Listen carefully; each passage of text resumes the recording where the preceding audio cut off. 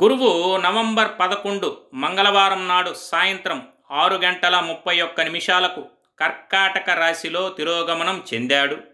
ఇదే స్థితిలో వచ్చే ఏడాది అనగా 2026వ సంవత్సరం మార్చి 11వ తేదీ వరకు ఉంటాడు. గురుగ్రహం గౌరవం, ధనానికి అధిపతి. ఈ గ్రహం వక్రగతిలో ఉండటం వల్ల ఇప్పుడు దీని ప్రభావం చాలా రహస్యంగా ఉంటుంది.